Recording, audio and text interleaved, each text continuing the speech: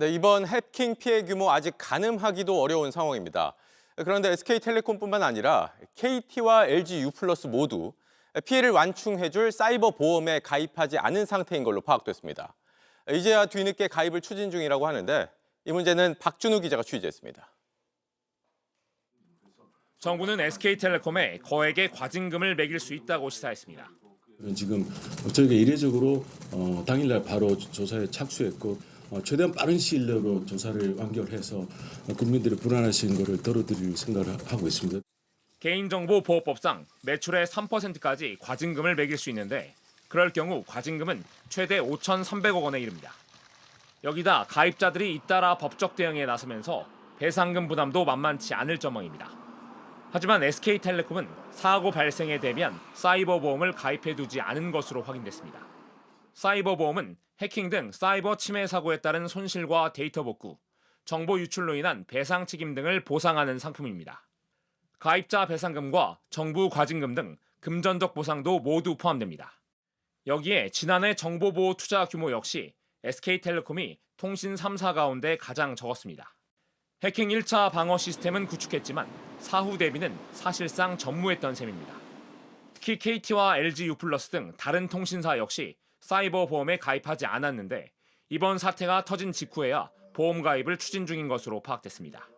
우리나라 같은 경우에는 사실 배상 책임만 관점으로 봤을 때는 과거 판례를 봤을 때 배상 책임의 규모가 상당히 작습니다.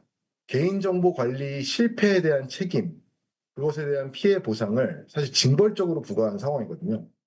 지난해 국내 사이버 침해 사고는 1,800여 건으로 1년 새 50% 가까이 급증했습니다. 사이버 공격이 빈번해지면서 미국 글로벌 기업 상당수는 이미 해당 보험에 가입했습니다. 특히 소니는 보상 한도액 7억 달러, 우리 돈 1조 원 규모의 보험에 가입한 걸로 알려졌습니다. JTBC 박준우입니다. 네, 계속해서 SK텔레콤 유심 해킹 소식입니다. 오늘 국회에 나온 SK텔레콤 대표가 최악의 경우 2,500만 명, 모든 가입자들의 정보가 유출됐을 가능성이 있다고 밝혔습니다. 이 자리에선 SK텔레콤의 관리와 대응이 미흡하다는 질타가 잇따랐습니다. 박소연 기자입니다. 오늘 국회 청문회에 나온 유영상 SK텔레콤 대표는 이번 사태의 심각성에 대해 인정했습니다. 이번 사건이 통신사 역사상 최악의 해킹 사고라는데 동의하십니까? 예. 도저히 털릴 수 없는 게 털렸기 때문에 그런 거죠? 예. 모든 가입자 2,500만 명의 정보가 유출됐냐는 질문은 최악의 경우 그럴 수 있다고도 했습니다. 지난 18일 홈 가입자 서버 HSS의 해킹 공격을 인지하고도 이틀 가까이 지나고서야 신고한 데 대해선 사과했습니다. 침해 사고를 인지하고 24시간 내에 이 신고를 못한 점에 대해서는 진심으로 사과드립니다. 다만 정부의 후속 조치 지원을 거부한 게 사건 축소 의도였다는 의혹에 대해선 해명했습니다. 기술 지원 사항은 저희가 판단했을 때는 중소기업에 한한 걸로 일단 판단을 했습니다. 그래서 저희는 충분한 기술력이나 인력이 있기 때문에. 이번 사태가 유심 대란으로 확산한 데 따른 여야 의원들의 질타가 이어진 가운데 다른 통신사로 번호 이동을 하는 가입자에게 위약금을 면제해 주느냐도 쟁점으로 떠올랐습니다. 가입자들이 이동할 수 있게 위약금을 폐지해 주셔야 돼요. 종합적으로 검토해서 말씀드리겠습니다. 실제 유심 교체가 시작된 후 이틀 사이 SK텔레콤을 이탈한 가입자는 7만 명에 이르는 걸로 파악됐습니다. 이날 최태원 SK그룹 회장은 위약금 면제 문제를 두고 증인으로 채택됐지만 모습을 드러내진 않았습니다. 제가 최태원 회장 연락했습니까? 지금 경고합니다. 이런 가운데 경찰은 수사관 22명을 투입한 전담 수사팀을 꾸려 SK텔레콤 해킹 사건에 대해 본격적인 수사에 나섰습니다. JTBC 박소연입니다. 국회 과학기술정보방송통신위원회가 어제 방송통신 분야 청문회에서 SKT 유심 해킹 사태를 따져 물었습니다. 오는 8일에는 최태원 SK그룹 회장을 불러 SK텔레콤 단독 청문회를 열기로 했습니다. 과기부에서 법률 검토에서 문제가 없이 면제해도 된다 그러면 즉시 시행하겠어요? 저희 내부까지 같이 봐서 하겠습니다. 아니 그게 무슨 소리예요? 지금 국민들이 다 보고 있어요. SKT 망하고 싶어요 정말? 국회 과방위원들은 SKT의 대처를 지적하면서 가입자들이 다른 통신사로 옮기려고 한다면 위약금을 면제해야 한다고 지적했습니다. 하지만 SK텔레콤 대표 확답을 미뤘습니다. 과기부가 심사한 SK텔레콤의 이동전화 이용약관 43조를 보면 회사의 귀책 사유가 있을 때 위약금을 면제하게 돼 있습니다. 최태원 회장을 출석시켜 주십시오. 딱 떨어지는 내부 규칙이 있는데도 답을 못하고 질질 끄는 것은 결정권자가 아니기 때문인 것으로 봅니다.